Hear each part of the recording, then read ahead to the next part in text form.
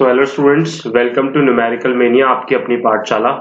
आज हम डिस्कस करेंगे सेट्स के बारे में। तो सेट्स, सबसे पहले हम आ जाते हैं, सेट डिस्कवर किसने किया था? तो डिस्कवर किया था जॉर्ज कैंटोर ने। He first encountered sets while working on problems on trigonometric series. Sets होता क्या है? तो set is a well defined collection of objects. तो यहाँ पर एक चीज ध्यान देना, वेल डिफाइंड कलेक्शन। कलेक्शन हम सबको पता है, कलेक्शन ऑफ ऑब्जेक्ट्स हमने डेटा में भी पढ़ा है, लेकिन यहाँ पर वेल डिफाइंड कनेक्शन बोला हुआ है, कलेक्शन। तो वेल डिफाइंड का मतलब क्या है? एक एग्जांपल लेते हैं, एक स्टूडेंट्स इन क्लास में लेते हैं। तो यहाँ पर रैंडम स्टूडेंट्स हैं, गर्ल बॉयज मिक्स है। तो मैं इसको एक वेल डिफाइंड कलेक्शन नहीं बोलूंगा, तो ये मेरा कोई सेट नहीं हुआ। अगर मैं बोलूं only girls in a classroom, तो ये क्या है? मेरा एक वेल डिफाइंड कलेक्शन है, तो इसको मैं सेट बोलूंगा। तो यहां पर वेल डिफाइंड टर्म का बहुत इंपॉर्टेंस है। तो कुछ एग्जांपल्स आ जाते हैं। सबसे पहला है vowels in English. English alphabets में EIU, prime factors of 10, odd natural numbers less than 8, dice के नंबर, ये सारे के सारे हमारे जो हैं ये सेट के एग्जांपल्स हैं। अब हम आ जाते हैं, सेट्स में कुछ टर्म्स यूज की जाती हैं पर्टिकुलरली, जो हर जगह सेम रहती हैं। तो वो क्या होती है? NZ, QR, Z positive, Q positive and R positive. तो Z positive means positive integer set, Q positive positive rational number set, और R positive positive real number set. और ये NZ, QR, यहाँ पर ये चीजें याद रखनी है, क्योंकि ये चीजें हर जगह स्टैंडर्डाइज्ड हैं, यही टर्म्स यूज की जाएंगी। तो नेक्स्ट आ जाते हैं हम, इंपॉर्टेंट नोटेशंस। कुछ नोटेशंस होती हैं जिनको हमें जानना जरूरी होता है, क्योंकि वो अपने आप में ही एक मीनिंग बताती हैं।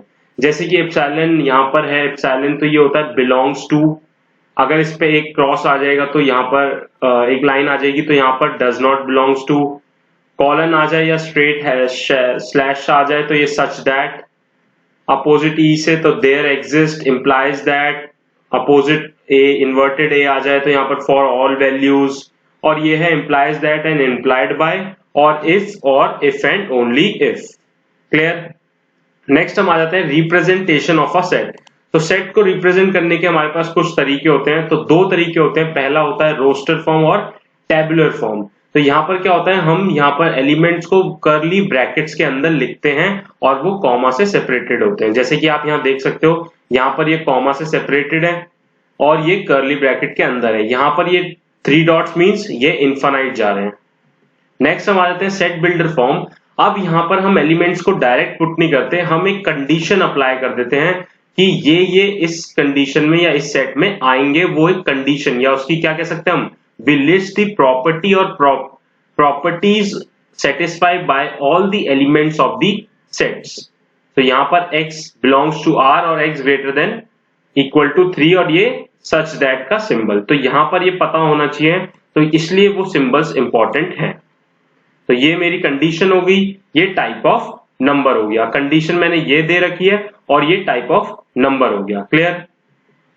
नेक्स्ट हम आ जाते हैं, डिस्क्रिप्टिव फॉर्म को किस तरीके से हम सेट बिल्डर में देखेंगे, रोस्टर फॉर्म में देखेंगे। तो डिस्क्रिप्टिव फॉर्म, अगर एक इंग्लिश वो क्या लिखा हुआ है, the set of all vowels in English alphabet, तो इसको हम सेट बिल्डर फॉर्म में कैसे कर सकते हैं? x such that x is a vowel in the English alphabet। तो ये मैंने एक कंडीशन के थ्रू सेट फॉर्म बनाया है या एक सेट बनाया है, तो इसको हम सेट बिल्डर फॉर्म बोलेंगे।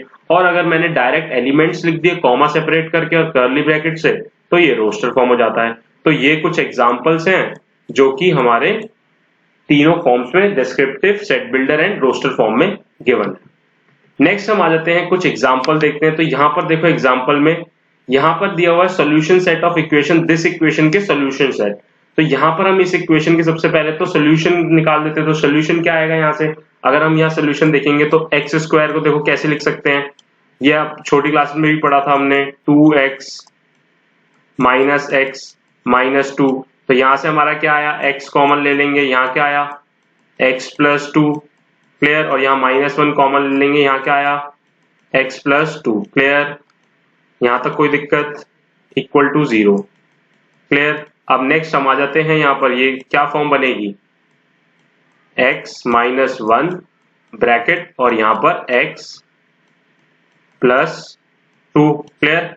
तो इसका मतलब मेरे पास x की वैल्यूज क्या क्या आई, x मेरा आया इक्वल टू 1, ठीक है, और -2। क्लियर? तो मेरे यहां पर मैं कर्ली ब्रैकेट में कैसे लिखूंगा, कर्ली ब्रैकेट्स में कैसे लिखूंगा, यहां पर देखो इसको चेंज कर देते हैं। यहां पर कर्ली ब्रैकेट्स कुछ इस तरीके से हैं, 1, -2। क्लियर? 1, -2। नेक्स्ट क्वेश्चन आ जाते हैं, x is a positive integer and x square smaller than 40। तो x का एक पॉजिटिव इंटीजर है, एक्स स्क्वायर लेस देन 40 होना चाहिए, तो 1 भी लेस देन 40 होगा, 1 का स्क्वायर, 2 का स्क्वायर भी, 3 का स्क्वायर भी, 4 का स्क्वायर भी, 5 का स्क्वायर भी और 6 का स्क्वायर भी, है ना। ये सारे क्या होंगे हमारे 40 से नीचे। तो ये हो गया हमारे रोस्टर फॉर्म में, इस तरीके से इसका एक ब्रेसेस में हमने डिनोट कर दिया। क्लियर? नेक्स्ट हम आ जाते हैं, अगर मेरे पास एक सेट ए दिया हुआ है, इसको सेट बिल्डर फॉर्म में एक्सप्लेन करना है, तो हम सेट बिल्डर फॉर्म में क्या करते थे, कंडीशन अप्लाई करते हैं। तो जरा हम यहाँ ये देखते हैं कि क्या कंडीशन हो सकती है। तो इसको देख के मुझे ऐसा लग रहा है कि ये स्क्वायर टर्म्स है सारी, 1 का स्क्वायर, 2 का स्क्वायर, 3 का स्क्वायर, ऐसे स्क्वायर टर्म्स है।